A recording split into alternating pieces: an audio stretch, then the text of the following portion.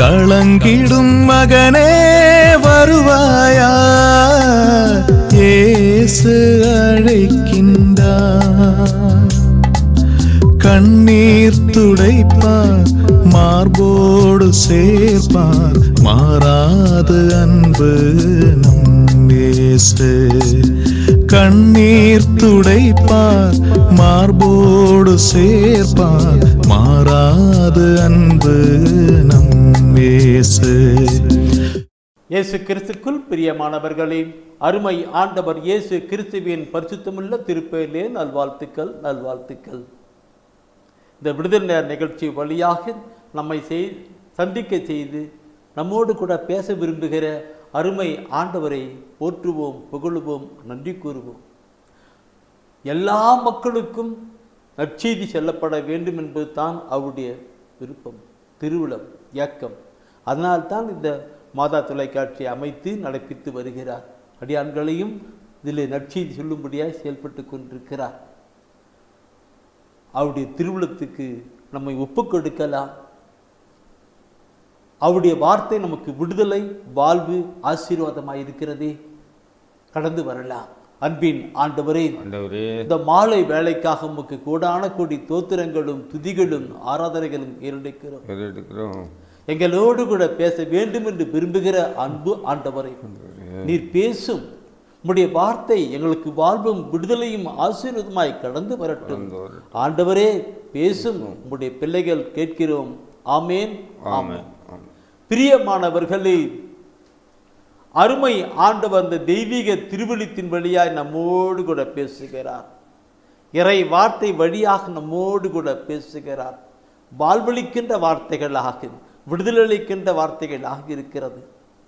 இல்லைங்கெல்லாம் கடந்த வாரத்தில் நான் சொல்லுகிற பொழுது ஆண்டுடைய வாக்கு தத்தங்கள், ஆண்டுடைய வாக்கு தத்தங்கள் அதுதான் இது. அவருடைய வாயிலிருந்து புறப்படுகிற வார்த்தை ஒவ்வொன்றும் ஆமேன் நிறைவேறும், ஆமேன் என்று நிறைவேறிக்கொண்டிருக்கிறது. அது அப்படியே சொல்லிட்டு வந்துட்டு இந்த நாளிலும் கூட பிரியமாகவே இந்த தூய ஆவியானவர் உணர்த்துகின்ற செய்தியானது நற்செய்தியை மீட்பளிக்கிற வல்லமை என்று மக்களுக்கு சொல்லணும். நற்செய்தியை பற்றி, ஆண்டவரை பற்றி நற்செய்தி, அவருடைய அன்பான வார்த்தைகளை பற்றி, விடுதலை வார்த்தைகளை பற்றி சொல்லி மக்களுக்கு கொண்டு வரணும். கடந்த வார செய்திக்கும் இந்த வார செய்திக்கும் இணைப்பாய் கடந்து செயல்படட்டும். நற்செய்தியை மீட்பளிக்கிற வல்லமை. எல்லா மக்களும் மீட்பு பெற வேண்டும், எல்லா மக்களும் மீட்பு பெற வேண்டும் என்பது தான் அவருடைய திருவிழம். அதனால் தான் இந்த அமைப்பை உருவாக்கி அவர் நம்மோடு கூட தூய ஆவியிலே பேசி வருகிறார். பிரியமானவர்களே, இதெல்லாம் நினைக்கிற பொழுது நாம் நம்முடைய சமூகத்திலே நாம் எப்படி வாழ்ந்து கொண்டிருக்கிறோம், எப்படி வாழ்ந்து கொண்டிருக்கிறோம் என்பதுதான் நிலை. கருத்துக்களை கொஞ்சம் பார்க்கணும். தெய்வீக திருப்பலியிலே நற்கருணை முடிகிறது, அடுத்தது ரசம் முடிகிறது, எழுந்தேற்றம் முடிகிறது. எழுந்தேற்றம் முடிந்த உடனே அந்த திருப்பலி நடத்துகள் சொல்லுவாங்க, இது விசுவாசத்தின் மறைப்பொருள் சொல்லுவாங்க. இது விசுவாசத்தின் மறைப்பொருள் சொல்லுவாங்க.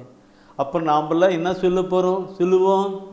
ஆண்டவரே தேவரீர் வருமளவும் உம்முடைய மரணத்தை அறிக்கையிடுகின்றோம், உம்முடைய உயிர்ப்பையும் எடுத்துரைக்கின்றோம் என்று. ஆண்டவரே தேவரீர் வருமளவும் மரணத்தை அறிக்கையிடுகின்றோம், உம்முடைய உயிர்ப்பையும் எடுத்துரைக்கின்றோம். இது எங்க, எப்போ, யாரு, எப்படி இல்லையா? சிந்திக்கணும் என்று இருக்கு. அப்போ கிறிஸ்துவை அறிந்திருக்கிற நாம் மற்றவர்களுக்கு சொல்லணும், சொல்லி அவங்களை கொண்டு வரணும். அதுதான் அந்த கருக்கின்ற. ஆண்டவரே தேவரீர் வருமளவும் உமது மரணத்தை அறிக்கையிடுகிறோம். ஆண்டவர் இயேசு கிறிஸ்து எதற்காக வந்தார், எதற்காக அவர் பாடுகள் பட்டார், அவர் ரத்தம் சிந்தினார், உயிரே கொடுத்தார் என்று அறிக்கையிடுவோம். மரணத்தையும் உயிர்த்தெழுதலையும் அறிக்கையிடுவோம் இல்லைங்களா? இது நம்மோடு கூட நம்மிலே அது நின்று பழகும். சொல்லணும், புனித பவுலடிகளை பார்க்கணும், புனித பவுலடிகளை பார்க்கணும். புனித பவுலடிகள் பார்க்கிற பொழுது கிறிஸ்துக்கு அந்த திருத்தணிக்கு ஆப்போசிட்டா எதிர்மறையாக வாழ்ந்து கொண்டிருந்த பவுல் தான் இல்லைங்களா? கடவுள் அவரை அழைத்தார். அவர் அழைத்த பின் அவர் மாறி நற்செய்தி நற்செய்தி நற்செய்தி நற்செய்திக்காக அவர் செயல்பட்டார். அவருடைய சரித்திரம்லாம் கொண்டு வந்தானாக்க நிறைய இருக்கும். இன்னைக்கு நாம் பார்ப்போம் திருப்பலியிலே ஆண்டவரே தேவரீர் வரும்பொழுது மரணத்தை அறிவிக்கும் ஒரு உயிர்ப்பையும் எடுத்துரைக்கிறோம். இப்படி அங்க மாத்திரம் விசுவாச அறிக்கை மாத்திரம் இல்லை, நாம் மற்றவர்களுக்கு சொல்லுகிற பொழுதுதானே அந்த காரியங்கள் கடந்து போகும். அதனால்தான் புனித பவுல் ரோமருக்கு எழுதிய திருமுகத்திலே சொல்லுகிறார். ரோமருக்கு எழுதிய திருமுகத்திலே 10ஆம் அதிகாரத்திலே அந்த 10ஆம் அதிகாரம் முழுசுமானை படிச்சுனாக்க அருமையான வார்த்தையா இருக்கும். ரோமர் புத்தகம் 10ஆம் அதிகாரத்திலே பார்க்கிற பொழுது அதை சொல்லுவார். 14வது வசனத்தை படிச்சு பாருங்க, என்ன சொல்லுகிறது? அவர் மீது நம்பிக்கை கொண்டிருந்தால் அன்றி அவர்கள் எவ்வாறு அவரை நோக்கி மன்றாடுவார்கள்? தாங்கள் கேள்வியுறாத ஒருவர் மீது எவ்வாறு நம்பிக்கை கொள்வார்கள்? அறிவிக்கப்படாத ஒன்று பற்றி அவர்கள் எவ்வாறு கேள்வி உருவார்கள்? எப்படி சொல்றார் பாருங்க. அன்றைக்கு அந்த வார்த்தை இந்த வசனத்தை படிக்கிற பொழுதே உள்ளம் ஒரு மாதிரி ஆகிறது இல்லைங்களா? அன்றைக்கு நாம் சொல்ல அந்த வார்த்தை வசனத்தை காரியங்களை பார்க்க எப்படி சொல்லிக் கொடுக்கிறார் அன்றைக்கு பார்க்கணும் பெருமாள். அவர் மீது நம்பிக்கை கொண்டிருந்தால் அன்றி அவர்கள் எவ்வாறு அவர் நோக்கி மன்றாடுவார்கள்? தாங்கள் கேள்வியுறாத ஒருவர் பற்றி அவர்கள் எப்படி நம்பிக்கை கொள்வார்கள்? கேள்விக்குறியை போட்டு கொண்டார்கள். அறிவிக்கப்படாத ஒன்றை பற்றி அவர்கள் எவ்வாறு கேள்வி வருவார்கள்? கேள்விக்குறியா போட்டுக்கொண்டார். அப்படின்னா கேள்விக்குறியோடு கூட அவர் சொல்றாருன்னா அதனுடைய காரியங்களை பார்க்கணும். என் அன்பானவர்களே, என்னுடைய ஊழியத்தின் பாதையில் நிறைய இந்த கருத்துக்களை நான் மையமாய் கொண்டு செயல்பட்டு கொண்டிருந்தான். அந்த ரோமர் புத்தகம் 10ஆம் அதிகாரத்தை முழுமையான காரியங்களை நான் அளிக்கிற பொழுது அதில் சொல்லப்படுகிற மீட்பு எல்லாருக்கும் உரியது. அந்த 10ஆம் அதிகாரத்தின் தொடக்கத்தில் பார்க்கும் பொழுது அந்த 5ஆம் வசனத்தின் மேலே மீட்பு எல்லாருக்கும் உரியது. மீட்பு எல்லாருக்கும் உரியது. இன்னைக்கு மீட்பு உலக மீட்பு எல்லா மக்கள் மீட்பின் காரியங்களை கடந்து வருவதற்கு கொண்டு வரணும் சொல்லணும் தான். என் அன்பானவர்களில் நான் சில நாட்களுக்கு முன்பாக கூட சின்ன ஒரு சாட்சியம் சொல்லியிருப்பேன். இயேசுவே ஆண்டவர், இயேசு மரித்தார், உயிர்த்தார், வாழ்ந்து கொண்டிருக்கிறார் என்று நாம் உள்ளத்தில் விசுவசித்தால் அந்த 9வது வசனத்தை நீ பார்க்கணும். இங்கே அருமையாக சொல்லப்பட்டிருக்கிற வார்த்தை இருக்கும். 9வது வசனத்தை பாருங்க. இயேசுவே ஆண்டவர் என வாயார அறிக்கையிட்டு இறந்த அவரை கடவுள் உயிர்த்தெழ செய்தார் என நீங்கள் உள்ளுர நம்பினால் மீட்பு பெறுவீர்கள். இங்க எப்படி சொல்ல மீட்பு பெறுவீர்கள் உள்ளுர நம்பினால். இந்த சொன்ன வசனம் 14ஆம் வசனத்துக்கும் இந்த வசனத்தை மேலே கொண்டு வந்து பாருங்க. மீட்புவர்கள் இவ்வாறு உள்ளுர நம்புவோர் கடவுளுக்கு ஏற்புடையவர் ஆவர், வாயார அறிக்கையிடுவர்கள் மீட்பு பெறுவார்கள். இந்த மீட்பு எல்லா மக்களும் மீட்பு பெற வேண்டும் என்றால் நாம் சொல்லணும். அந்த 9-10 வசனத்தின்படியாக நாம் சொல்லணும். நாட்டுக்கு முன்பாக நான் சொல்லியிருப்பேன். அந்த அதிகாரத்தினுடைய வசனத்தை நீ பார்ப்பனாக்க யூதன் என்று கிரேக் என்று வேறுபாடு இல்லை. யூதன் என்று கிரேக் என்று வேறுபாடு இல்லை. எல்லோருக்கும் ஆண்டவர் ஒருவராக இருக்கிறபடினாலே அவர் பெயரை சொல்லி மன்றாடி யாவருக்கும் அவர் அளவற்ற அலங்களை பொழிகிறார் என்று நான் ஏற்கனவே சொல்லியிருக்கிறேன். இப்பொழுதும் தூய மனத்தில் சொல்கிறேன். நாம் மக்களுக்கு சொல்லணும். அந்த மாதிரி இருக்கு. சரி, நீங்க பார்க்கிற பொழுது என் பிரியமாவுக்குள்ளே 14ஆம் வசனத்தை படிச்சிங்க தானே? அறிவிக்கப்படாத ஒன்றை பற்றி எவ்வாறு கேள்வி வருவார்கள்? கேள்வி 3 கேள்வி அதில் பார்த்துருக்கிறோம். கேள்விகள். அதுக்கு அடுத்த என்ன வசனத்தை இருக்கும் 17வது வசனத்தை தயவு செய்து எடுத்து நீ படிங்கி பாருங்க. என்ன சொல்லுகிறது? ஆகவே அறிவிப்பதை கேட்டால்தான் நம்பிக்கை உண்டாகும். நம்பிக்கை உண்டாகும். கிறிஸ்துவை பற்றிய செய்தி அறிவிக்கப்பட்டால்தான் அதை கேட்க வாய்ப்பு உண்டு. சொன்னாதான் இருக்கும். மற்றவங்களுக்கு சொல்லணும், சொன்னாதான் வாய்ப்பு உண்டு. இயேசுவை பற்றி சொல்லணும் இல்லையா? நாம் நம்ம சமூகம் ஓகே, ஆனால் மற்றவங்களுக்கு எப்படி உலகமெல்லாம் மீட்பு பெற இறங்கி வந்தாரு, அவரை பற்றி எப்படி சொல்லணும் இல்லை? சொல்லலாம், அவங்க போயிட்டு இருப்பாங்க. சொல்லணும். இதுதான் நற்செய்தியின் மீட்பின் நற்செய்தி. இந்த கருத்து ரொம்ப ஆழமான கருத்து பிரியமானவர்களே. நகின்றுக்கும் இந்த நற்செய்தி அறிவிக்கின்ற காரியங்களை கடந்து வரணும். திருப்பலியில் எப்படி நாம் சொல்லிக்கும், ஆண்டவரே தேவரீர் வரும்பலமும் மரணத்தை அறிக்கையிடுகின்றோம், உம்முடைய உயிர்ப்பையும் எடுத்துரைக்கிறோம் என்று நாம் அப்படியே சொல்லிட்டு அப்படியே எத்தக்கூடாது. சொல்லணும். சொல்லுகிற பொழுதுதான் மக்கள் மீட்பின் பாதையிலே கடந்து வருவார்கள். ஆண்டவராய் இயேசு கிறிஸ்து யார்? ஆண்டவராய் இயேசு கிறிஸ்து யார்? அவர் எதற்காக பாடுகள் பட்டார்? எதற்காக ரத்தம் சிந்தினார்? எதற்காக அவர் உயிரையே கொடுத்தார் என்று மக்களுக்கு சொல்லுகிற பொழுதுதான் மக்கள் அவர் ஆண்டவர் மேல நம்பிக்கை உண்டாகி அவர் இயேசு கிறிஸ்துவரை கடந்து வருவார்கள். எனவே தான் நற்செய்தியை மீட்பிருக்கிற காரணங்களை பார்க்கணும். அதனால புனித பவுல் சொல்லுகிற கருத்துக்கள் இருக்கு. என் அன்பான சகோதரமே, இதில் நீங்களும் நானும் ஒவ்வொருவரும் இந்த காரியங்களை கடந்து வரும் என்பதுதான் ஆண்டவர் நம்மை ஆசீர்வதிக்கிறவராக இருக்கிறார். இந்த கருத்துக்களை நான் பார்க்கிற பொழுது எப்படியெல்லாம் சொல்லப்பட்டிருக்கிறது, நாம் எப்படி வாழ்ந்துகிட்டு இருக்கிறோம். நற்செய்தி போக்கணும். ஆண்டவராக இயேசு கிறிஸ்து எல்லா மக்களுக்கும் இன்னைக்கு தொலைக்காட்சி வழியாக போயிட்டு இருக்கிறாங்க. ஆனால் சொல்லணும். நற்செய்தியின் காரியங்களை சொல்லணும். அப்படி நாம் செயல்படுகிற நற்செய்திக்காக நாம் செயல்படுகிற பொழுது என் பிரியமானவர்களே, அந்த ரோமர் 10ஆம் அதிகாரத்தில் படித்தீங்களா? 14 அதுக்கு முன்னாடி 15ஆம் வசனத்தை நீ படிச்சு பாருங்க. என்ன சொல்லுகிறது? அனுப்பப்படாமல் அவர்கள் எவ்வாறு அறிவிப்பார்கள்? இதை பற்றியே நற்செய்தி அறிவிப்போரின் பாதங்கள் எத்துணை அழகாய் இருக்கின்றன என்று மறைநூலில் எழுதியுள்ளது. நற்செய்தி அறிவிப்போர் பாருங்க, நற்செய்தி அறிவிப்போரின் பாதங்கள் எத்தனை அழகாய் இருக்கிறது என்று. நற்செய்தி அறிவிப்போருடைய பாதங்கள் எவ்வளவு அருமையா இருக்கிறது என்று பாருங்கள் சொல்றார். நான் என்பானவர்களே நினைச்சு பார்க்கணும். நற்செய்தி அறிவிப்பு நாம் எல்லாம் நம்மளால் முடிஞ்ச அளவுக்கு நற்செய்தி அறிவிக்கிற பொழுது அங்கே மீட்பின் தன்மை வருகிறது. இதற்கு ஆண்டவர் மேலந்து பார்த்து அந்த கால்கள் நற்செய்தி அறிவிப்புடைய மீட்பின் பாதங்கள் எவ்வளவு அருமையாக இருக்குது என்று.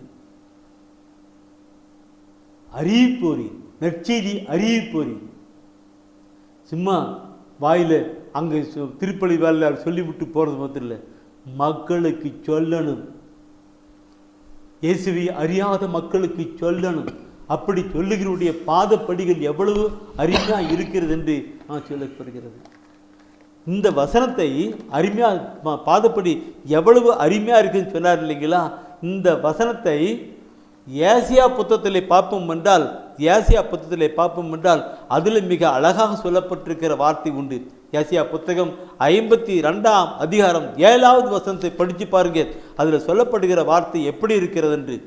நற்செய்தியை அறிவிக்கவும், நல்வாழ்வை பலப்படுத்தவும், நலம் தரும் செய்தியை உரைவிக்கவும், விடுதலை பறைசாற்றவும், சீயோனை நோக்கி உன் கடவுள் அரசாள்கிறார் என்று கூறவும், வருவோனின் பாதங்கள் மலை மேல் எத்துணை அழகாய் இருக்கின்றன.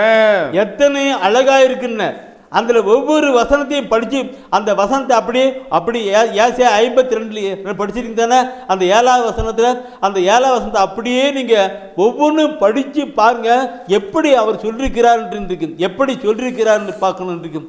மீண்டும் ஒரு வாட்டி அதே வசனத்தை அப்படியே நீங்கள் படி பார்க்கலாம். நிற்கும் நற்செய்தியை அறிவிக்கவும், நல்வாழ்வை பலப்படுத்தவும், நற்செய்தியை அறிவிக்கவும், நல்வாழ்வை பலப்படுத்தவும், நலம் தரும் செய்தியை உரைக்கவும், நலம் தரும் செய்தியை உரைக்கவும், விடுதலையை பறைசாற்றவும், விடுதலையை பறைச்சாட்டவும், சீயோனை நோக்கி உன் கடவுள் அரசாளுகின்றார் என்று கூறவும், ஆண்டவர் அரசாளுகிறார் என்று கூறவும், வருவோனின் பாதங்கள் மலை மேல் எத்துணை அழகாய் இருக்கின்றன. எத்தனை அழகாய் இருக்கின்றன. பார்த்தீங்களா எவ்வளவு அருமையா சொல்லப்பட்டிருக்கிறது இன்றைக்கு. என் அன்பானவர்களை ஒவ்வொரு வசனங்களையும் பார்க்கணும், நாம் சொல்லணும். நாளைக்கு இது நான் சொல்லுகிற பொழுது பிரியமானவர்களே வசனங்கள் தூயா உணர்த்துகிறேன்னு சொல்லிருக்கு. நீ குறிச்சுக்கிட்டீங்க, ஏற்கனவே படிச்சு பாருங்க. எபேசியர் திருமுகத்தில் கடவுள் கொடுக்கின்ற படைக்கலங்களை அறிந்து கொடுங்கள் சொல்லுவார். அந்த படைக்கலங்களை அறிந்து கொள்ளுன்னு சொல்லுகிற பொழுது அதில் ஒவ்வொரு மூணு கம்ப்யூட்டர்லாம் கூட்டி கொண்டு வருவார். அதில் கீழே சொல்லும்போது இருக்கிறது, நற்செய்தியை அறிவிக்கின்ற ஆர்வத்தை மிதியடிகளாக போட்டுக்கொள்ளுங்கள். நற்செய்தி அறிவிக்கின்ற ஆர்வத்தை மிதியடிகளாக போட்டுக்கொள்ளுங்கள். மிதியடிகளாக போட்டுக்கொள்ளுன்னு சொல்றார். இந்த மிதியடிகள் எதற்கு? மிதியடிகள் எதற்கு? ஒவ்வொன்றும் தூய ஆவிக்குள்ளாய் வசனங்களை சிந்தித்து பார்த்து நற்செய்தி அறிவிக்கின்ற எதற்கு? ஆர்வத்தை இருக்கும். அந்த அந்த அந்த மிதிரி போட்டுக்கிட்டா நீட்டுக்க நான் நடந்து போகிறோம், மிதிரி போட்டுக்குன்னு சொல்கிறோம். எதுக்கு? அங்கே கல் முள் இருக்கும், கண்ணாடி பண்ணி பின்ன அந்த மிதிரி போட்டு போனதுக்கு. இந்த கருவியை பார்க்கும் பொழுது தூய குணத்துக்கு என்று நினைக்கும்.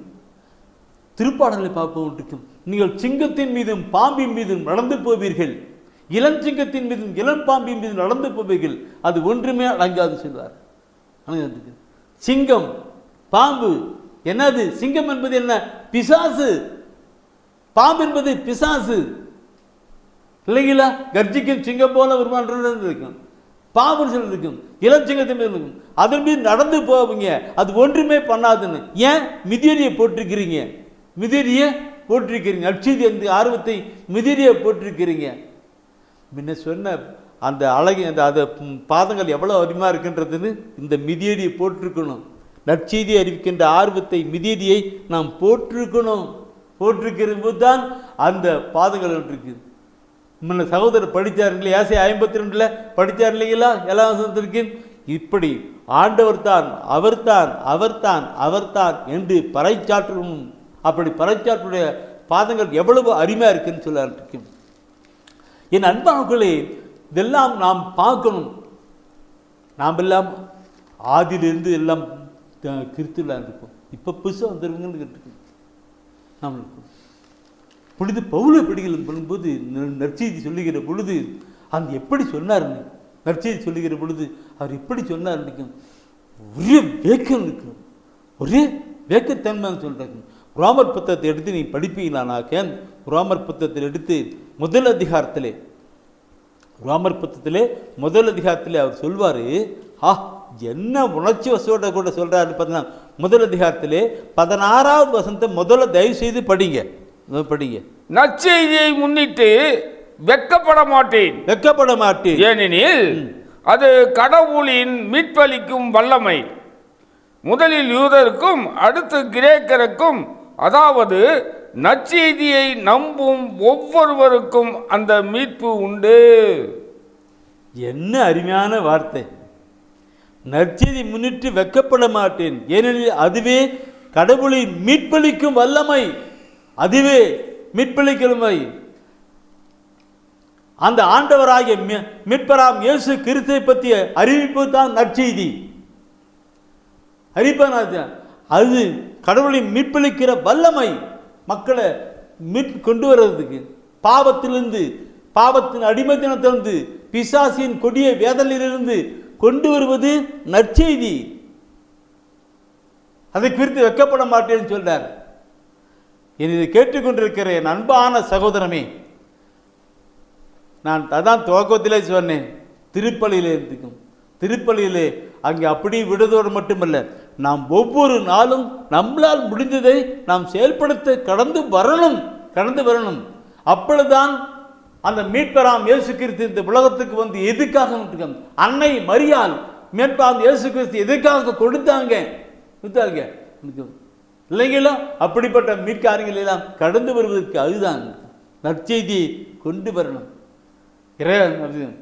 அதுதான் மீட்பின் காரியங்களை கொண்டு வருது. சரி, நீங்க அந்த 16ஆம் வசனம் 1 ரோமர் 16 முதல் அதிகாரத்தில் 16ஆம் வசனம் படிச்சீங்க தானே?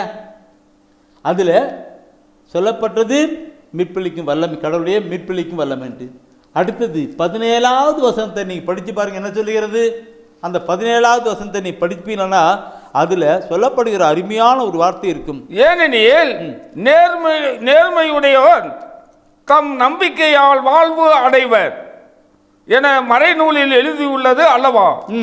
இவ்வாறு மனிதரை தமக்கு ஏற்புடையவர் ஆக்கும் கடவுளின் செயல் நற்செய்தியில் வெளிப்படுகிறது. தொடக்கம் முதல் இறுதி வரை இந்த செயல் நம்பிக்கையின் அடிப்படையில் தான் திகழ்கின்றது. அந்த வார்த்தை பார்க்கணும். மனிதரை தமக்கு ஏற்புடையவராக்கும் செயல் நற்செய்தியில் வெளிப்படுகிறது. மனிதரை தமக்கு ஏற்புடையவராக்கும் செயல் நற்செய்தியில் வெளிப்படுகிறது. என்ன?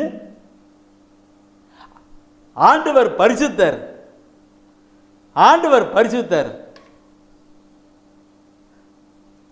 நற்செய்திதான் இந்த பாவத்தில் வாழ்கிற மக்களை மீட்டு அவருக்கு ஏற்படுவராக அந்த பரிசுத்தத்திலே கொண்டு வருகிற காரியமாக இருக்கிறது இல்லைங்களா? மனிதரை பாவ வாழ்க்கையிலே வாழ்கிற மனிதரை ஒரு பரிசுத்த நிலைக்கு கொண்டு வருகிற நிலை நற்செய்தியில் தான் இருக்கிறது. நற்செய்தி தான் இருக்கிறது. 16ஆம் வசனத்துக்கும் 17ஆம் வசனத்தையும் இணைத்து பாருங்க. எத்தனை அருமையான ஒரு கருத்தா இருக்கிறது பார்க்கணும். இந்த உலகத்தில் பாவம் நிறைந்து போயிருக்கிற காலகட்டத்தில் நற்செய்தி அறிவிக்கின்ற நிலையிலே கொண்டு வரணும். அப்படி கொண்டு வருகிற பொழுதுதான் ஆண்டுடைய ஆசீர்வாதம். அதனால்தான் நீங்க பார்ப்பானாக்க இன்னைக்கு இந்த நற்செய்தியை நாங்கள் மாதா டிவிலாம் செய்தி கொடுத்துருக்கிறோம். நிறைய நற்செய்தி கூட்டங்கள் எல்லாம் நடந்துகிட்டு இருக்கு. நிறைய நடப்பித்து வருகிறார்கள். நற்செய்தி ஜெப வழிபாட்டுகள் நற்செய்தி கூட்டங்கள் நடந்து கொண்டு இருக்கிறது. தியான எல்லாம் நடந்து கொண்டு இருக்கிறது. அங்கெல்லாம் ஒரு அற்புதமாக இருக்கும். மார்க் 16ஆம் அதிகாரத்தில் 20ஆவது வசனம் சொல்ல போட்டிருக்கும். மார்க் 16:20 எங்கெல்லாம் நற்செய்தி அறிவிக்கப்படுகிறதோ குறிச்சுக்கணும். மார்க் 16:20 அக்கா அண்ணா மார்க் 16 அதில் சொல்லப்பட்டிருக்கிறது. எங்கெல்லாம் நற்செய்தி அறிவிக்கப்படுகிறதோ ஆண்டவரும் உடன் இருந்து அரும் அடையாளங்களால் தன்னுடைய மாட்சிமை வல்லமையை கிருபையை வெளிப்படுத்தினார் என்று சொல்லப்பட்டிருக்கிறது இல்லைங்களா? நற்செய்தி எங்கெல்லாம் நற்செய்தி அறிவிக்கும். அப்போ ஆண்டவரை பற்றி நற்செய்தி, இயேசு கிறிஸ்துவை பற்றிய நற்செய்தி அறிவிக்கிற பொழுது ஆண்டவரும் உடன் இருந்து அடையாளங்களால் அதை உறுதிப்படுத்தி கொண்டிருக்கிறார். சிந்திக்க வேண்டிய கருத்தல்லவா? அதுவே மக்களை கடவுளுக்கு ஏற்படுவதாக காரியம் வல்லமை என்று சொல்லிக் கொடுக்கிறார். இந்த கருத்தை அவர் உள்ளத்தின் ஆழத்திலே வைத்ததினால்தான் நீங்க அதே பவுலுடையில் கொரிந்தியருக்கு மக்களுக்கு சொல்றாரு. 1 கொரிந்தியர்ல 9ஆம் அதிகாரம் அவர் தன் வாழ்க்கையின் அனுபவத்தோடு கூட அங்க சொல்லுகிற வார்த்தை தான். 1 கொரிந்தியர் 9ஆம் அதிகாரம் 16ஆவது வசனத்தை தயவுசெய்து எடுக்கணும், படிக்கணும்.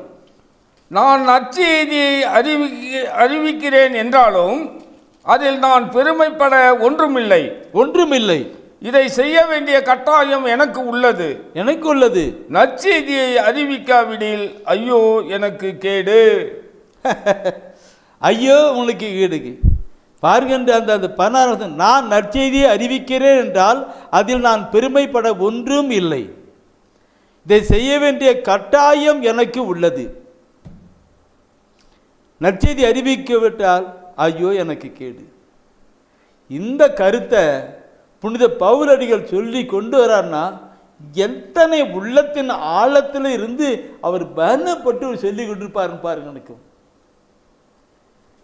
பிரியமானவர்களே, கிறிஸ்துவில் ஞானஸ்தானம் பெற்ற நாம் ஒவ்வொருவரும் நற்செய்தி அறிவிக்கின்ற காரியங்களை கடந்து இந்த வசன வார்த்தையை சொல்ல கடமைப்பட்டவர்களாய் வாழ்ந்து கொண்டிருக்கிறோம்.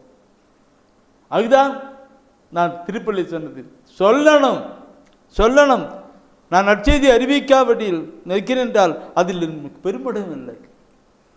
இந்த பைபிளை நான் ஆரம்பத்தில் படிக்கல, இறைவசன வார்த்தை பைபிளை திருவள்ளுவத்தில் படித்ததில்லை.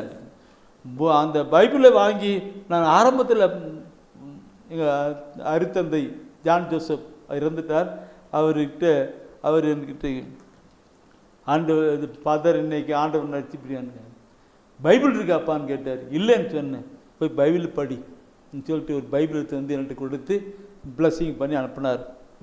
நான் அவர் இப்படி அந்த பைபிளை படிக்க அது என் மேலே பணத்தில் பலார் நடக்கிற மாதிரி குத்தரமாக இருக்கிறது.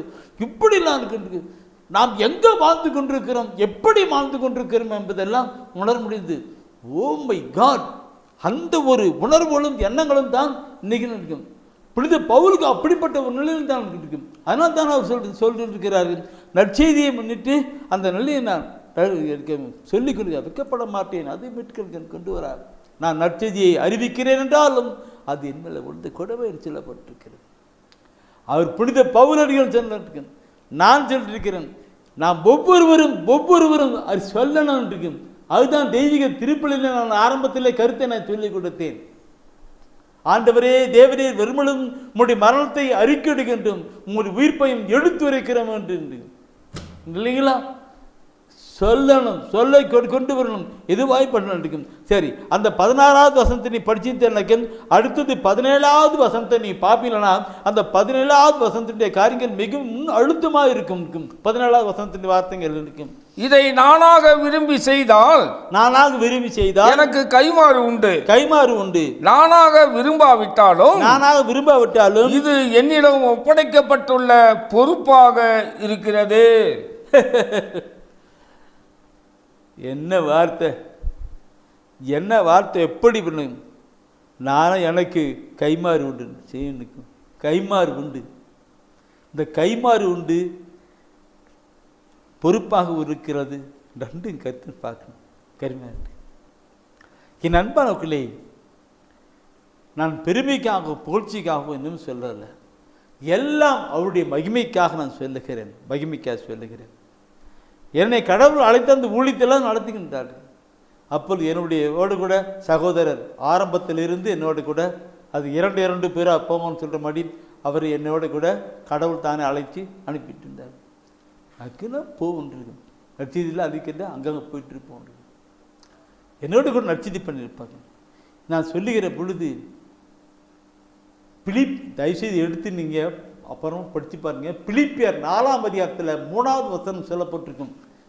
பிலிப்பியர் 4ஆம் அதிகாரம் 3வது வசனம், அவர்கள் என்னோடு கூட நற்செய்தி பணியிலே போராடினார்கள், அவருடைய பெயர்கள் வாழ்வோர் நூலிலே எழுதப்பட்டிருக்கிறது என்றார். அவர்கள் என்னோடு கூட நற்செய்தி பணியிலே போராடினார்கள். எப்படி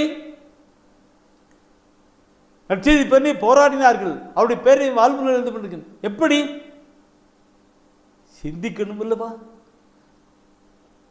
நட்சி தெரிவிக்கிற பொழுது அங்கே அரேஞ்ச் பண்ணுறது, போகிறது, கைப்பற்றி கொடுக்கறது, கைப்பறது புனித போல் சொன்னார். கைமாறு உண்டு. இந்த நிலை உண்டாக்கணும். வாழ்வு நூலில் எழுதப்பட்டிருக்கிறது.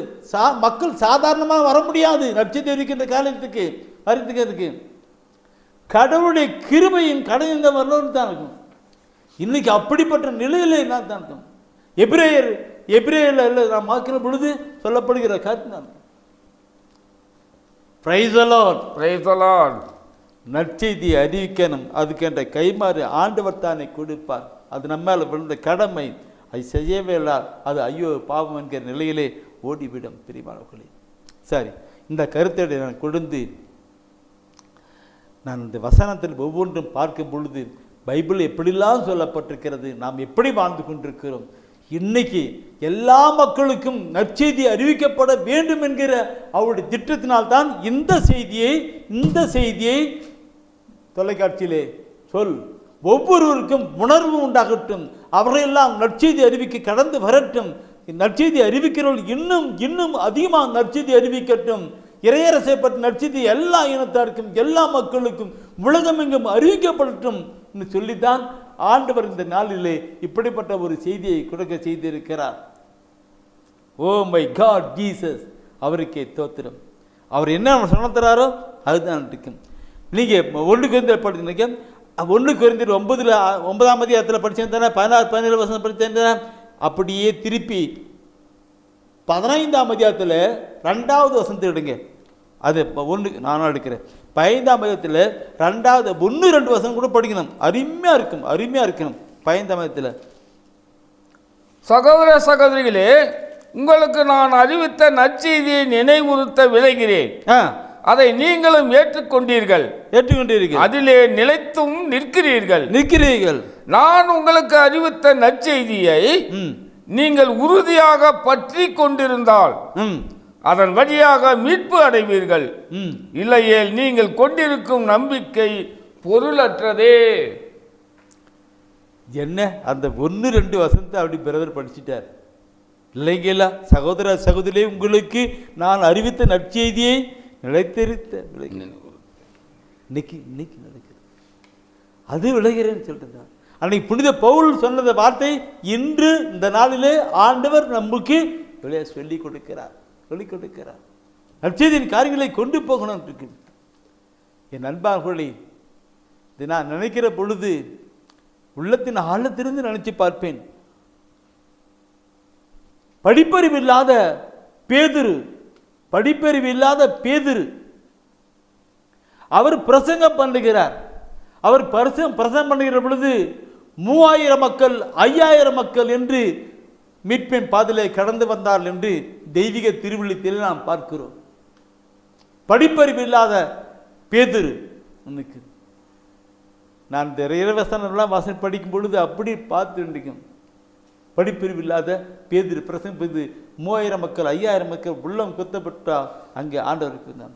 இப்படிப்பட்ட நிலை நமக்கு கடந்து வரணும். நானும் அதுக்காக நான் ஜெபம் பண்ணிட்டு இருக்கிறேன். என் ஜெபத்தில் எல்லாம் செய்தியில் கொடுக்கும் போதெல்லாம் நான் இதுக்காகத்தான் கடந்து வந்துட்டு இருக்கேன். இறைவசன வார்த்தை மக்கள் மீட்பு அடையணும்.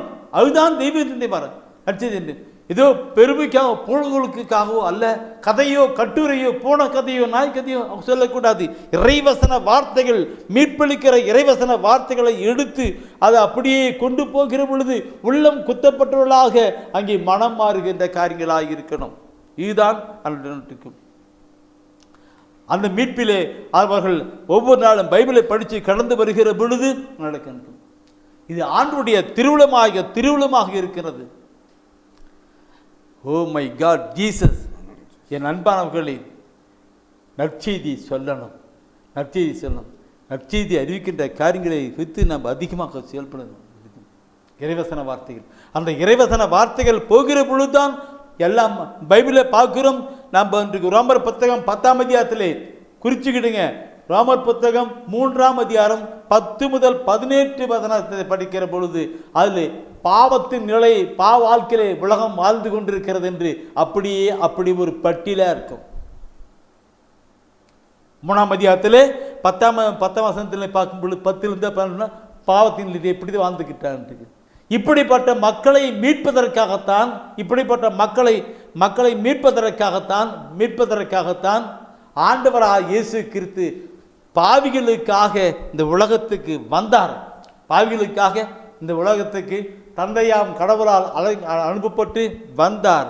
இந்த உலகத்திலே அவர் பாடுகள் பட்டு ரத்தம் சிந்தி உயிரை கொடுத்தார். ஓ மை காட் ஜீசஸ், நமக்கு இந்த நான் சொல்லுகிற பொழுது அவர் எப்படி இருக்கு, இயேசு ஆண்டவர் இருக்கு. 1 பேதுருவிலே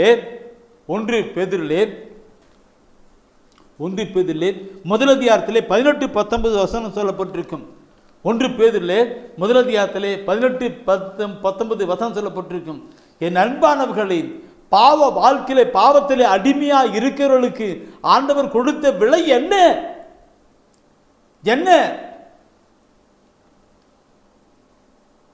அந்த 1 பேதுருவிலே 1 அதிகாரத்திலே 18-19 வசனத்திலே சொல்லுகிற பொழுது, ஓ மை காட், உங்கள் மூதாதையரிடமிருந்து வழி வழியாய் வந்த வீணான நடத்தை நின்று உங்களை விடுவிக்க கொடுக்கப்பட்ட விலை என்னவென்று உங்களுக்கு தெரியும். அது பொன்னும் வெள்ளியும் போன்று அழிவுக்கு உட்பட்டது அல்ல, மாறாக மாசு மறுவற்ற ஆட்டுக்குட்டியை போன்ற கிறிஸ்துவின் உயர் மதிப்புள்ள இரத்தமாகும். பாருங்க, அந்த இயேசு கிறிஸ்து இதெல்லாம் நாம் படித்து கொண்டு வந்து மக்களுக்கு சொல்லி கொண்டு வருகிற பொழுது அது எப்படி இருக்கணும்? எப்படி இருக்கணும்?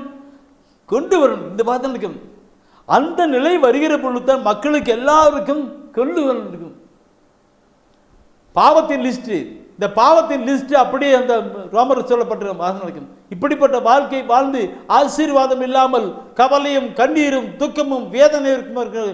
அப்போ மீட்பராம் இயேசு கிறிஸ்து வந்து அவளுக்கு அந்த சிலுவையிலே மரித்து பாடு ரத்தம் சிந்தி அதெல்லாம் விடுதலை கொடுத்து போனார் என்று ஒரு வசன வார்த்தையை மக்களுக்கு சொல்லுகிற பொழுது மக்கள் வருவார்களா இல்லையா?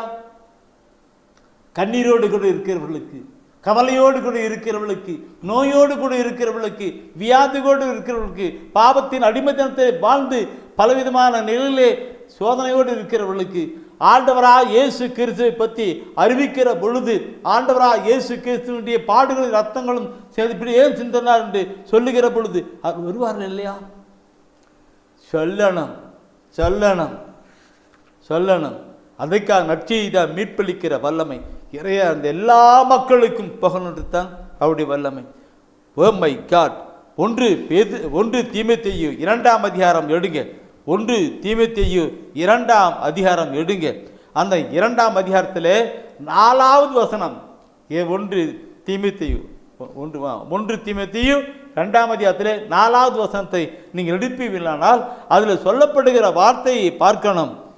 எல்லா மனிதரும் மீட்பு பெறவும், எல்லா மக்களும் மீட்பு பெறவும், உண்மையை அறிந்துணரவும் வேண்டுமென அவர் விரும்புகிறார். அவர் விரும்புகிறார். எல்லா மக்களும், எல்லா மனிதரும், எல்லா மனிதரும் அப்படின்னா ஒரு சிலர் இல்லை, எல்லா மனிதரும் மீட்பு பெறவும்.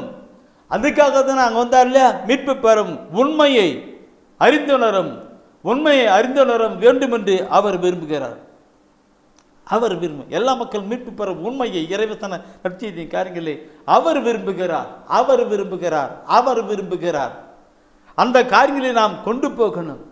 நாம் சொல்லணும் பிரியமானவர்களே, நாம் சொல்லணும். அந்த மீட்பராம் இயேசு கிறிஸ்துவு ஏன் வந்து நாம் எப்படி இந்த ஆசீர்வாதத்தை இழந்திருக்கிறோம், அந்த ஆசீர்வாதத்தை பெறுவதற்கு ஆண்டவராக இயேசு கிறிஸ்து ஏன் எப்போ அனுப்பப்பட்டு எப்படி வந்தார், எப்படி பாடுகள் பட்டார், அந்த விரமதிக்கப்படாத ரத்தத்தை நமக்காக சிந்தி அந்த மீட்பை கொடுத்தார் என்கிற நிலையெல்லாம் நாம் மக்களுக்கு சொல்லுகிற பொழுது அவர்கள் நம்ம மத்தியிலே கடந்து வருவார்கள். எல்லா மக்களும் மீட்பு பெறுகிற நிலை வர வேண்டும். அதுதான் நற்செய்தி வல்லமைன்னு பார்க்கிறோம். நற்செய்தியை மீட்பளிக்கிற வல்லமை என்கிற நிலை பார்க்கும் பொழுது இப்படிப்பட்ட நிலை நாம் கொண்டு வருகிற பொழுது நம்முடைய பாதங்கள் அழகாய் மாறிவிடும். அவர் கொடுக்கிற அந்த பாதத்தின் அந்த மிதியடி அணிந்து கொண்டு நற்செய்தியின் ஆர்வத்தை மிதியடிகளாக போட்டுக்கொள்கிற பொழுது அது அவனுக்கு ஆசீர்வாதமாக இருக்கும். நான் மிதியடிகளை போட்டுக்கொண்டுன்னு சொன்னபோது நேற்றைய தினத்திலே கூட சொன்னேன் இல்லைங்களா? மிதியடியை போட்டுக்கொண்டு போகும்பொழுது தான் சிங்கத்தின் மீதும் பாம்பின் மீதும் நடந்து போவீங்க, பிசாசு மேலே நடந்து போவீங்க. அது ஒன்றுமே செய்யாது சொல்ல நடக்கும். ரோமர் 16ஆம் அதிகாரத்தில் 20வது வசனம் சொல்லுகிறது. ஓமை தூயான் உணர்த்துறார், அங்கங்கே உணர்த்துறார். ரோமர் 16ஆம் அதிகாரத்திலே 20வது வசனம் ஒரு அருமையான ஒரு வார்த்தை சொல்லியிருக்கும். அதில் சொல்லப்பட்டிருக்கும் வார்த்தைகளை பார்க்க இருக்கும். அமைதி தரும் கடவுள் சாத்தானை உங்கள் காலடியில் நசுக்கி போடுவார். உங்கள் காலடியில் நசுக்கி போடுவார். நம் ஆண்டவர் இயேசுவின் அருள் உங்களோடு இருப்பதாக. ஆண்டவர் அருள் இருக்கும் இல்லைங்களா? இதை கேட்டுக்கொண்டிருக்கிற என் அன்பான சகோதரமே, ஆண்டவர் தருகிற அந்த மிதியடியை நற்செய்தி இருக்கின்ற ஆர்வத்தை மிதியடிகளாய் போட்டுக்கொண்டு நாம் நற்செய்தியை அறிவிக்கணும். பிசாசை நாம் அழித்து ஒழிக்கணும். அழுகன் செயல்களெல்லாம் ஒழித்து மக்களை கொண்டு வரணும். மக்களை கொண்டு வரணும். பாவத்தின் அடிமந்திர நோயிலே நோக்காடிலே பலவித பிரச்சனையிலே வாடி தவிக்கிற மக்களை கொண்டு வரணும். இன்று அந்த நிலை நம் ஒவ்வொருவருக்கும் உண்டு. ஒவ்வொருக்கும் உண்டு. பேதுரு படிப்பறிவிலா பேதுரு எப்படி பயன்படுத்த இருக்கும்? மடமையாக இருக்கும். எல்லாம் மடமையான காணப்பட்டதை, அறிவனாக காணப்பட்டதை, பலவனமாக காணப்பட்டதை தேர்ந்து கொண்டான்கிற நிலையிலே நாமெல்லாம் இருக்கிறோம். நற்செய்தி அறிவிக்கணும். நற்செய்தி அறிவிக்கிற பொழுது அங்கே மீட்பு மக்களை இழுத்து வருகிறோம், அவருக்குள் கொண்டு வந்து சேர்க்கிறோம். இதை நாம் செய்கிற பொழுது ஆண்டவர் பார்ப்பார். பரவாயில்ல, இவன் செஞ்சிட்டு இருக்கிறான். அப்போ அவருடைய வாழ்வு நூலே எழுதுவார். நற்செய்தி பணியிலே இவர்கள் போராடினார்கள், அவர்கள் இப்படியெல்லாம் செஞ்சார்கள் என்று அவர் முடிந்தார். அப்போ நமக்கு எப்படி இருக்கும்? இம்மையிலும் ஆசிரிக்கப்பட்டவர்களாக, மறுமையிலும் ஆசிரிக்கப்பட்டவர்கள். இதை கேட்டுக்கொண்டிருக்கிற என் அன்பான சகோதரமே, நற்செய்தியின் அறிவிப்பு பணியிலே கடந்து பாருங்கள். உங்களால் மக்கள் மீட்பு பெறணும். அதனால் தான் இந்த நாளிலே இப்படிப்பட்ட ஒரு செய்தியை கொடுக்க நேற்றைய போன வாரத்தில் கொடுக்கப்பட்ட செய்தியோடு கூட இணைத்து கொண்டுங்கள். ஒவ்வொரு வாரம் அப்படி இணைத்துக் கொள்ளுங்கள். நேற்று போன வாரத்திலே ஆண்டவருடைய வாக்குத்தக்கம் அந்த வாக்குத்தக்கங்களாக இன்று கொடுக்கிறார். ஜெபிப்போம். அநேக ஆத்துமக்களை ஆண்டவரிடம் கொண்டுவதற்காக ஜெபத்தோடு ஒப்புக் கொடுக்கலாம், ஜெபத்தோடு நற்செய்தி அறிவிக்கலாம். இதெல்லாம் நினைத்திருக்கணும். இப்பொழுதும் கூட சிலர் ஆர்வத்தோடு கூட நற்செய்தி அறிவிக்கின்ற நிலையிலே ஆர்வத்தோடு கடந்து வந்து வருகிறார்கள். பிரியமானவர்களே, நற்செய்தி அறிவிக்கின்ற நிலையை நான் பார்க்கிற பொழுது வித்தியாசமான ஒரு நிலை. முதலாவது நான் நேற்று தினத்தில் பார்த்தோம் அல்லவா, என்ன அந்த இதில் சொல்லப்பட்டிருக்கிறது, எல்லாம் பாவத்தின் நிலையிலே வாழ்ந்து கொண்டிருக்கிறவர்களுக்கு இயேசுவின் ரத்தம் விடுதலை கொடுத்து மீட்பு கொடுக்கிறது. அந்த இயேசுவின் ரத்தம் விடுதலை கொடுத்த பின்னாலுக்கு அந்த மீட்பின் நிலையை ரோமர் புத்தகத்தில் சொல்லப்பட்டிருக்கும், திருத்துவப்பனையில் சொல்லப்பட்டிருக்கும், திருப்பாடல் கூட சொல்லப்பட்டிருக்கும். மீட்பின் நிலையை அறிந்து கொண்ட அவர்கள் சாட்சியா வாழ்வு. ஒரு காலத்திலே பாவ வாழ்க்கையிலே, தவறான வாழ்க்கையிலே வாழ்ந்து கொண்டிருந்தவர்கள் அந்த பாவத்திலிருந்து விடுதலை அடைந்து வருகிற பொழுது அவர்கள் சாட்சிய வாழ்வு. அந்த சாட்சிய வாழ்வு ஒரு நற்செய்தி அறிவிக்கிற பணி, அவர்களுடைய சாட்சிய வாழ்வு. ஒரு காலத்தில் எப்படி இருந்தாங்க, இப்போ ரொம்ப மாற்றியாங்க. அதுவே சாட்சிய வாழ்வு. நீங்கள் எல்லா மக்களுக்கும் சாட்சியம். இது ஒரு பக்கம் எப்படி அறிவு. இரண்டாவது பக்கம் நான் பார்க்கும் பொழுது, தயவுசெய்து என் பிரியமாக்களே, எல்லா நற்செய்தி அறிவிக்கின்ற நிலையிலே ஆர்வத்தோடு கூட இருக்கிற உங்களுக்கு தூய ஆவியானவர் உணர்த்துகின்ற ஒரு கருத்தை நான் உங்களோடு கூட பகிர்ந்து கொள்ள விரும்புகிறேன். எசேக்கியேல் புத்தகம் எடுங்க, நானும் எடுக்கிறேன். எசேக்கியேல் புத்தகத்தை எடுத்துட்டு, நான் என்னுடைய ஊழியத்தின் ஆரம்ப காலத்தில் எனக்கு காட்டப்பட்ட நிலை அது உணர்ந்து தான். எனவே தான் இன்று உங்களுக்கு அந்த கருத்தை நான் சொல்ல வருகிறேன். என்னென்றிருக்கும் எசேக்கியேல் ஆகமத்தில் 2ஆம் அதிகாரம், அதில் நான் எடுக்கும் 2ஆம் அதிகாரத்தில் ஒவ்வொரு வசனத்தையும் நீங்கள் எல்லாம் பைபிள் எடுத்துருக்கிறீங்க தானே? அக்கா, அண்ணா பைபிள் எடுத்துருக்கீங்க தானே? தம்பி எடுத்துருக்கீங்க தானே? எடுங்க. நானும் பைபிள் படிக்கும்போது இதை படித்து கண்ணீரோடு கடந்து இன்னைக்கு நற்செய்தி இருக்கின்ற பணியில் கடந்து வந்தேன். அதனால நீங்கள் இன்னைக்கு நற்செய்திங்க, நீங்களாம் ஏற்கனவே எடுத்திருப்பீங்க. இருந்தாலும் கூட இப்போ ஒரு வாட்டி அதை நினைவுபடுத்தி உறுதிப்படுத்தி கடந்து வாங்க. 2ஆம் அதிகாரம் 8வது வசனத்தை முதல்ல பார்க்கலாம். நீயோ மானிடா, நான் உனக்கு சொல்வதை கேள். அந்த கலக வீட்டாரை போல் நீயும் கலகக்காரனாய் இருந்து விடாதே.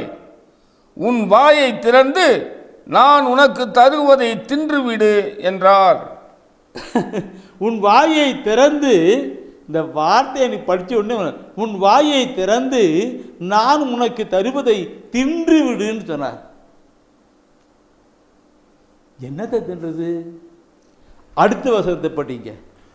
அப்போது என்னை நோக்கி ஒரு கை நீள்வதை கண்டேன். அதில் சுருளேடு ஒன்று இருந்தது. அவர் அச்சுருளோட்டை என் முன் விரித்தார். உள்ளும் புறமும் எழுதப்பட்டிருந்த அதில் கதறல்களும் புலம்பல்களும் கேடுகளும் எழுதப்பட்டிருந்தன.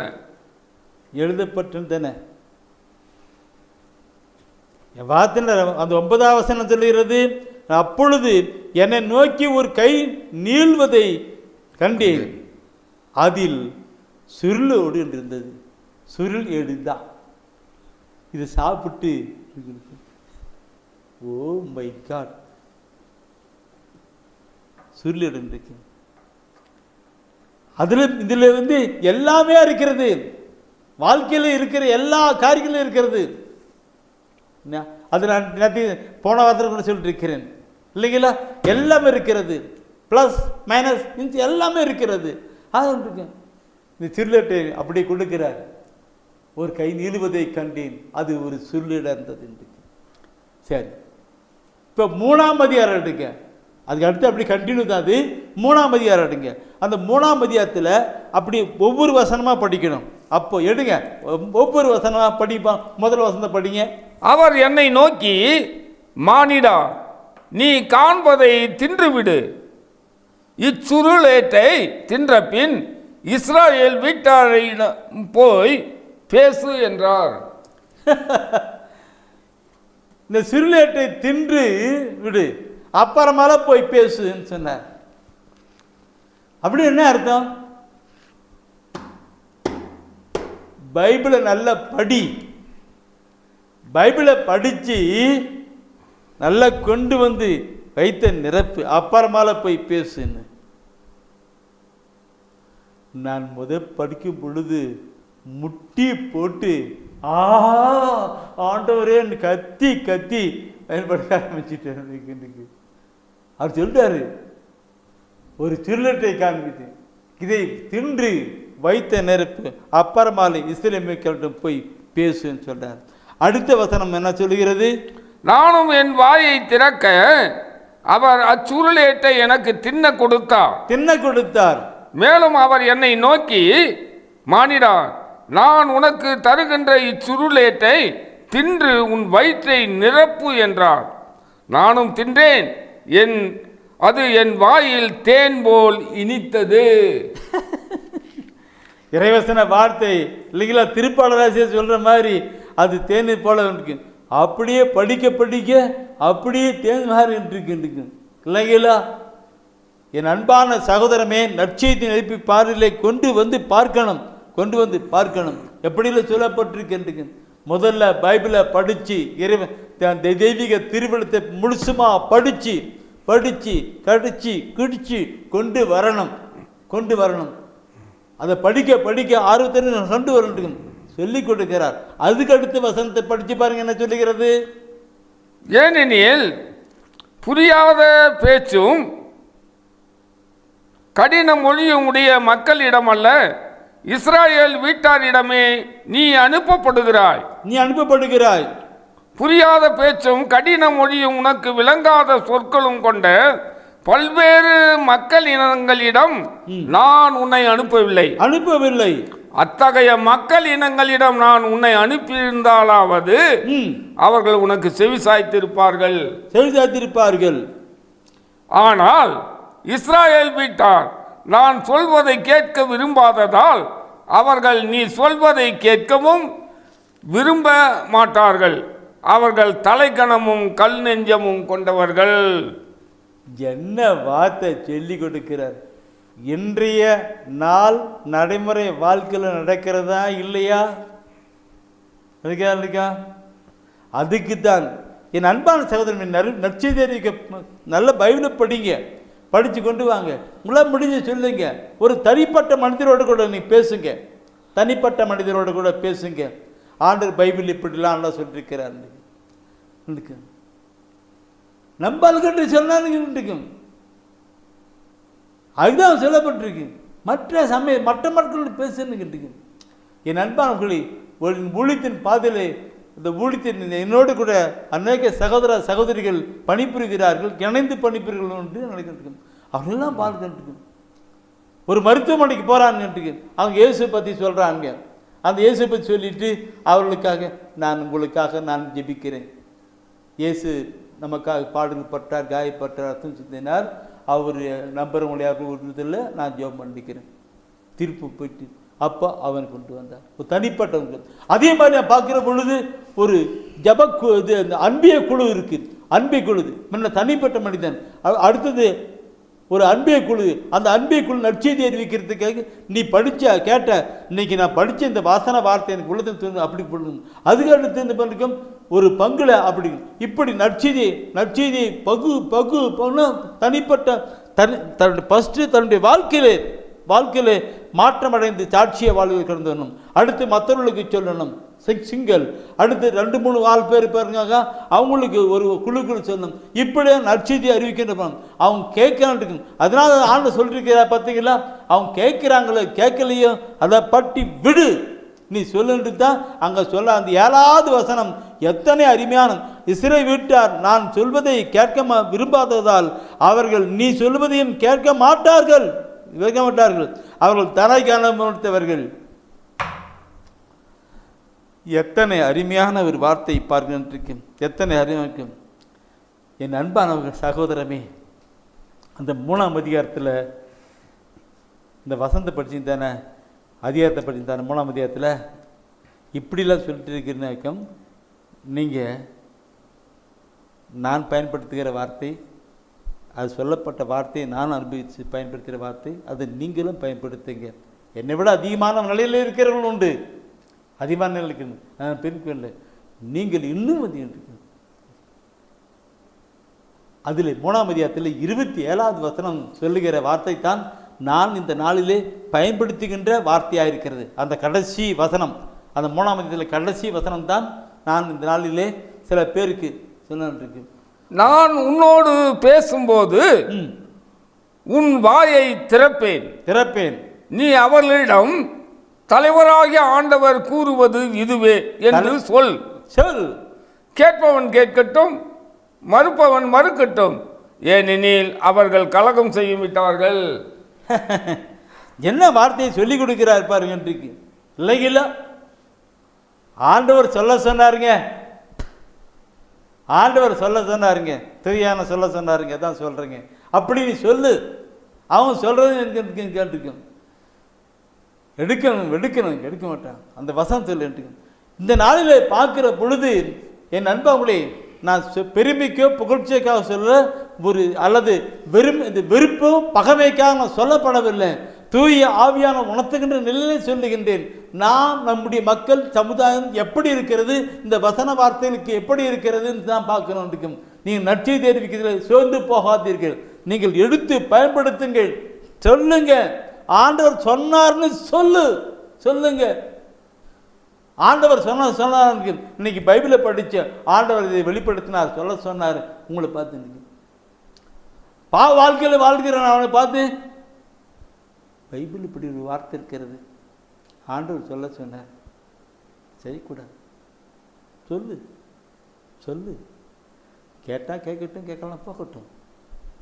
ஒரு காலகட்டம் வருகிறது, அப்போது அவன் சிந்திப்பான்.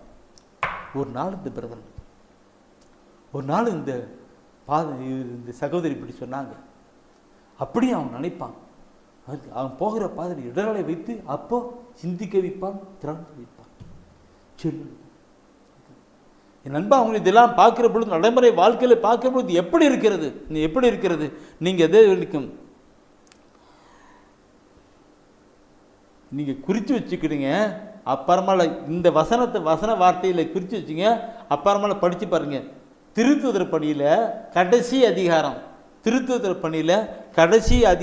அந்த 28ஆம் அதிகாரத்தில் நீங்கள் 26 அந்த வசனம் 26லேருந்து 26, 27, 28 வசனத்தை நீங்கள் அப்புறமால படித்து பாருங்க. நாம் முன்ன எசேக்கியேல் படிச்சுட்டு இருக்கும் அதுக்கும் டு லிங்க் அப்படியே தான் இருக்கிறது. திருத்துதர் பணியில் 28ஆம் அதிகாரத்தில் 26, 27, 28 வசனத்தை பற்றி பாருங்க. கேட்க மாட்டாங்க, அவங்க அப்படி தான் இருப்பாங்க. ஆனாலும் பிரிவினத்தார் மீட்படையும் கேட்டிருக்காங்க. Praise the Lord. Praise the Lord. நான் சொல்லுகிறேன் என்றால் இந்த உலகத்தின் நிலை மக்கள் இப்படி இருக்கிறது தான் இருக்கும். உலகத்தின் நிலை இருக்கிற மக்களைத்தான் நான் சொல்லுகின்றேன். என் அன்பானவர்களே, நற்செய்தி அறிவிக்கின்ற காரியங்களை நான் பார்க்கணும். நம் நற்செய்தி இறைவசன வார்த்தைகள் கேட்கணும். பைபிளே எடுக்கல, இறைவசன வார்த்தையை கேட்கல, படிக்கல. அப்படிக்கும்போது எப்படி இருக்கும்? நீங்களாம் எடுத்து கடந்து வந்து நற்செய்தி அறிவிக்கலாம். எசேக்கியேல் சொல்வது போல அந்த பழத்தை தின்னு துப்படுத்து கடந்து போகணும். என் அன்பானவர்களே, ஒரு அருத்தந்தை என்னோட கூட, பிரதர் என்ன நற்செய்தி எதிர்த்து என்ன பண்றது, ஒருத்தரம் மீட்படையலே என்று சொன்னான். நற்செய்தி எதிர்த்து என்ன பண்ண ஒன்று போச்சு. டிஸ்கஸ் ஒரு சின்ன இளம் வயசு பாதர் தான் அவர். நான் அவர் என்னோட கூட அவர் ஆர்வமாக செயல்பட்டு இருக்கிறார். அவர் என்கிட்ட ஒரு வசனத்தை காட்டினார். 2 கொரிந்தியரில் 4ஆம் அதிகாரத்தில் 3-4 வசனத்தை அவர் காட்டினார். 2 கொரிந்தியர் 3ஆம் அதிகாரத்தில் 4. அதான் அருமையான வார்த்தை. நாங்கள் அறிவிக்கும் நற்செய்தி அறிவுறுவோருக்கே அன்றி வேறு எவருக்கும் அழைக்கப்பட்டிருக்கவில்லை. இவ்வுலகின் தெய்வம் நம்பிக்கை கொண்டிராதோரின் அறிவு கண்களை குருடாக்கிவிட்டது. எனவே அவர்கள் கடவுளின் சாயலாய் விளங்கும் கிறிஸ்துவின் மாட்சி பொருந்திய நற்செய்தி ஒளியை காண முடிவதில்லை. என்ன உள்ளத்தின் ஆழத்திலிருந்து பாரத்தோடு கூட அவர் சொன்னார். நான் நினைச்சு பார்த்தேன், அப்பா இந்த ஃபாதருக்கு இந்த சின்ன வயசுல இவ்வளவு பாரமா இருக்கேன். ஆமாப்பாட்டுங்க. நான் அப்புறமா அவருடைய கலந்து பேசுவேன். அது அவருக்கு அந்த சின்ன வயசு அவருக்கு ஃபாதர், அவர் அவ்வளோ பாரத்தோடு கூட இருக்கும்.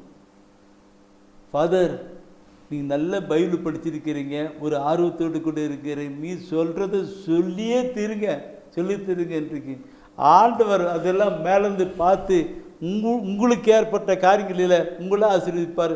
அவங்களுக்கு எப்படிக்குதோ அதை அவங்களுக்கு கொடுத்துருவார். நாம் செய்ய வேண்டியதை செய்யலாம் ஃபாதர்னு சொல்லிட்டு பண்ணது. அவர் ரொம்ப சந்தோஷப்பட்டு இதில் பார்க்கிற பொழுது பிரியமானவர்களே, இறைவசன வார்த்தைகள் மக்கள் இன்னும் எடுக்கப்படவில்லை. அதுதான் திருத்திருப்பணியில் சொல்லப்பட்டபடி கண்ணிருந்தும் காணாமலும் காதிருந்தும் கேட்காமலும் உள்ளத்திலே உணராமலும் மனம் திரும்பாமலும் அப்படி இருக்கிறார்கள். அவர்கள் சொல்லுகிற பொழுது எசேக்கியேல் சொல்லப்பட்டபடி அவர்கள் அப்படியே போவார்கள். இறைவசன வார்த்தையை நாம் எடுத்து சொல்லணும். ஆண்டவர் சொல்லுகிறார் என்று சொல்லு. அதுதான் நற்செய்தி. அந்த நற்செய்தினால் தான், இறைவசன வார்த்தையினால் தான் மீட்பு, வாழ்வளிக்கிற வார்த்தை மீட்பு. என் அன்பானவர்களே, இன்னைக்கு உலகத்திலே பல நிலையிலே நற்செய்தி அறிவிக்கின்ற காரியங்கள் நடந்து கொண்டிருக்கிறது. திருவெளிப்பாட்டில் எசேக்கியேல் சொல்லப்பட்ட இந்த தானியேல் சொல்லப்பட்டபடி விஞ்ஞானம் வளர்ச்சி அடைந்து இறைவசன வார்த்தை விஞ்ஞானம் வளர்ச்சி அடைந்து போய்கொண்டே இருக்கிறது. இதற்காக எல்லா மக்களுக்கும் நற்செய்தி போகணும் இருக்கிற அவருடைய சித்தம் திட்டம் ஒவ்வொரு நடத்தி கொண்டிருக்கிறார்கள். சாதாரணமான நிலையில் இருக்கிறவர்கள், அருட்சகோதரிகள், அருத்தந்தர்கள், எல்லாம் அறிவித்துக் கொண்டிருக்கிறார்கள். நற்செய்தி போகணும். அந்த நற்செய்தி அதிகமாக போகிற பொழுது அங்கே மீட்பின் காரியங்கள் கடந்து போயிட்டு கொண்டும். அதனால் தான் நான் ஆரம்பத்திலிருந்து நிறைய இறைவசன வார்த்தைகள் அப்படி சொல்லியிருக்கிறேன். நற்செய்தியை மீட்பளிக்கிற வல்லமை என்கிற ஒரு கருத்துக்குள் கொண்டு போனேன். அந்த கருத்துக்குள்ளாக இந்த செய்தியை கேட்டுக்கொண்டிருக்கிற என் அன்பான சகோதரமே, அன்பான சகோதரியே, நீ செயல்படுங்க. உங்களால் முடிந்த அளவுக்கு நீங்கள் செயல்படுங்க. நற்செய்தி அறிவிக்கிற அதாவது அவர்கள் என்னோடு கூட நற்செய்தி பண்ணி போராடின்னு சொன்னாங்க இல்லையா? அப்படியா யாரெல்லாம் நற்செய்தி அறிவிக்கிறார்களோ அவர்களோடு கூட இணைந்து படிப்படியாய் கடந்து போங்க. எல்லா மக்களுக்கும் நற்செய்தி அறிவிக்கப்படும். ஆவரம் நற்செய்தி இருக்கும். இதை பற்றி நான் சொன்னால் நிறைய சொல்லணும் இருக்கும். என் அன்பானவர்களே, செயல்படுங்க. கடவுள் அவரவருக்கு செயலுக்கேற்ற கைமாறி கொடுப்பாங்க. ரோமர் 10:2 2ஆம் அதிகாரத்திலே 6ஆம் வசனம். அவரவர் செயலுக்கற்ற கைமாறு அவர் தருவார், இம்மையில் தருவார். திருவெளிப்பாட்டிலே கடைசி அதிகாரம் 12ஆம் சொல்வது, இதோ நான் நிறைவாகவே வருகிறேன், அவரவர் செயலுக்கற்ற கைமாறு என் கையில் இருக்குன்னு சொல்றார். இதை கேட்டுக்கொண்டிருக்கிற அன்பான சகோதரமே, நாம் ஒவ்வொருவரும் நற்செய்தியின் காரியங்களை கடந்து போகலாம், மீட்பின் காரியங்களை கடந்து செயற்படலாம். ஆண்டவர் நம்மை ஆசீர்வதிப்பார். ஜெபிப்போம். இயேசுவே நீரே என் மீட்பு, நீரே என் வழி, நீரே உண்மை, உயிராய் உள்ளவரே, உயிராய் உள்ளவரே. இயேசுவே நீரே எம் மீட்பு, நீரே என் வழி, நீரே உண்மை, உயிராய் உள்ளவரே, உயிராய் உள்ளவரே. ஆயிரம் சோதனை என்னை சூழ்ந்தாலும் அச்சம் எனக்கில்லையே, ஆயிரம் சோதனை என்னை சூழ்ந்தாலும் அச்சம் எனக்கில்லையே. அஞ்சாதே எனும் திருவாக்கு அடியேனை தேற்றும், அடியேனை தேற்றும். இயேசுவே நீரே எம் மீட்பு, நீரே என் வழி, நீரே உண்மை, உயிராய் உள்ளவரே, உயிராய் உள்ளவரே. இறைவா உம்மையே நம்பியுள்ளேன், புது வலிமை பெறுவேன். இறைவா உம்மையே நம்பியுள்ளேன், புது வலிமை பெறுவேன். கழுகு போல் பறப்பேன், ஓடுவேன், நடப்பேன், சோர்வடைய மாட்டேன், சோர்வடைய மாட்டேன். இயேசுவே நீரே என் மீட்பு, நீரே என் வழி, நீரே உண்மை, உயிராய் உள்ளவரே, உயிராய் உள்ளவரே. ஆம் ஆண்டவரே, உலகில் உள்ள எல்லா மனிதரும் மீட்பு பெற வேண்டும், உண்மையாகிய உமது வார்த்தையை அறிந்து அதன்படி செயல்பட வேண்டும் என்று நீ விரும்புவதற்காய் நன்றி ஆண்டவரே. ஆண்டவரே, உமது விருப்பத்தை நிறைவேற்ற ஆண்டவரே, இதோ உலகமெங்கும் உள்ள எல்லா நற்செய்தியை அறிவிக்கின்ற எல்லா மக்களையும், அது தந்தையர்களையும் சகோதரிகளையும், இன்னும் திருச்சபையில் உள்ள எல்லா மக்களையும் ஒரு கரங்களில் ஒப்பு கொடுத்து ஜெபிக்கிறோம் ஆண்டவரே. ஆண்டவரே, ஆயிரம் சோதனைகள் வந்தாலும் ஆண்டவரே, துணிவுடன் உமது இறை வார்த்தையை அறிவிக்கின்ற ஒவ்வொருவரையும் ஆண்டவரே நீர் பலப்படுத்தும் ஆண்டவரே. ஆண்டவரே, உமது தூய ஆவியின் வல்லமை ஆதி அப்போஸ்தலர்களை போல ஆண்டவரே அவர்களை நிரப்பி வழிநடத்தும்படியாய் ஜெபிக்கிறோம் ஆண்டவரே. இதோ இந்த நாளிலே ஆண்டவரே, இந்த இறை செய்தியை கேட்கின்ற ஒவ்வொருவரையும் ஆசீர்வதியும் ஆண்டவரே. பலவிதமான இன்னல்கள், சோர்வுகள், கவலைகள், கண்ணீர்கள், துன்பங்கள் ஆண்டவரே அனைத்திலிருந்து விடுதலை தாரும் ஆண்டவரே. மீட்பளிக்கிற உமது இறை வார்த்தை அவர்கள் உள்ளத்திலே பதிவு செய்யும் ஆண்டவரே. ஆண்டவரே, உமது இறை வார்த்தையின்படி நடந்து ஆண்டவரே அந்த இறை வார்த்தையை அறிவிக்கின்ற மக்களாக நீர் மாற்றும்படியாய் ஜெபிக்கிறோம் ஆண்டவரே. ஆண்டவரே ஒப்பு கொடுக்கிறோம் ஆண்டவரே. ஆண்டவரே இதோ இந்த இறை செய்தியை கேட்டுக்கொண்டு இருக்கிற ஒவ்வொருவரையும் ஆசீர்வதியும் ஆண்டவரே. ஆண்டவரே இதோ இந்த மாதா தொலைக்காட்சியின் வழியாக ஒவ்வொரு நாளும் அறிவிக்கின்ற எல்லா நற்செய்தியையும் ஆண்டவரே கேட்கின்ற ஒவ்வொரு குடும்பத்தையும் நீர் ஆசீர்வதிக்கும்படியாய் ஜெபிக்கிறோம் ஆண்டவரே. ஆசீர்வதியும் ஆண்டவரே. ஆண்டவரே உலகெங்கும் ஆண்டவரே சென்று படைப்பிற்கெல்லாம் நற்செய்தியை அறிவிங்கள் என்று சொன்ன வாக்குத்தத்தத்தின்படி ஆண்டவரே உலகெங்கும் நற்செய்தி அறிவித்துக் கொண்டிருக்கிற ஒவ்வொருவரையும் நீர் ஆசீர்வதிக்கும்படியாய் அவர்களை பலப்படுத்தும்படியாய் ஜெபிக்கிறோம் ஆண்டவரே. இயேசுவே உமக்கு நன்றி ஒப்பு கொடுக்கிறோம். ஆசீர்வதியும் ஆண்டவரே. நற்செய்தி மீட்பளிக்கிற வல்லமைக்காக உமக்கு நன்றி ஆண்டவரே. நன்றி ஒப்பு கொடுக்கிறோம். ஆசீர்வதியும், இன்னும் பலப்படுத்தும், காத்துக்கொள்ளும்.